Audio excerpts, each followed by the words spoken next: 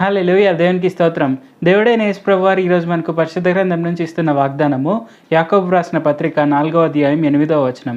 దేవుని యొద్దకు రండి, అప్పుడు ఆయన మీ యొద్దకు వచ్చును. సో ఈ వాగ్దానం కనుక మనం చూసుకుంటే ఇక్కడ దేవుడైన యేసు ప్రభువారు మనకేమని చెప్తున్నారు, మనం ఆయన యొద్దకు వస్తే ఆయన మన యొద్దకు వస్తారు. అంటే ఆయన మనల్ని ఆశీర్వదిస్తారు, మనల్ని బహు గొప్పగా ఘనపరుస్తారు. సో దీన్ని బట్టి మనం ఏమర్థం చేసుకోవచ్చు అంటే, మనకు సిచ్యువేషన్ ఎలాగున్నా కానీ మనము ఫస్ట్ చూడవలసింది దేవుడైన యేసు ప్రభువారి వైపే. సో మనకది హ్యాపీ సిచ్యువేషన్ అయినా, మనకది సాడ్ సిచ్యువేషన్ అయినా కానీ, ఎలాంటి సిచ్యువేషన్ అయినా మనం దేవుడైన యేసు ప్రభువారిని చూస్తే ఆయన మన వైపు ఎల్లప్పుడూ చూస్తూనే ఉన్నారు, ఆయన మనల్ని ఆశీర్వదిస్తూనే ఉంటారు.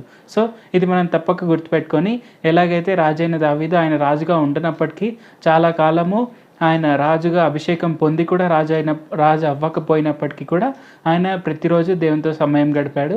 కాబట్టే దేవుడైన యేసు ప్రభువారు అది గుర్తించి దావీదును చాలా గొప్ప రాజుగా చేశారు. ఎంతటి గొప్ప రాజు అంటే ఆయన తర్వాత తరాలందరూ కూడా రాజైన దావీదు ఒకవేళ రాజైన దావీదులాగా ఉంటే వాళ్ళు మంచి రాజులు, ఒకవేళ రాజైన దావీదులాగా వాళ్ళు యెహోవాను నమ్మకపోతే వాళ్ళు చెడ్డ రాజులు అనేంత గొప్పగా రాజైన దావీదు స్థాయిని ఎదిగించారు.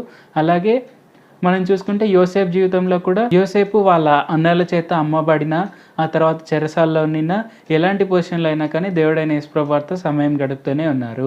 ఆయన ఎప్పుడు కూడా దేవుడైన యేసు ప్రభువారిని విడిచిపెట్టలేదు, ఆయన ఎప్పుడు కూడా దేవుడైన యేసు ప్రభువారిని దూషించలేదు. సో ఆయన ప్రతిరోజు దేవునితో సమయం గడుపుతున్నారు కాబట్టి ఆయన ఫరోకే తండ్రి వల్లే రాజ్యం ఏలేంత పొజిషన్లోనికి ఎదగగలిగాడు.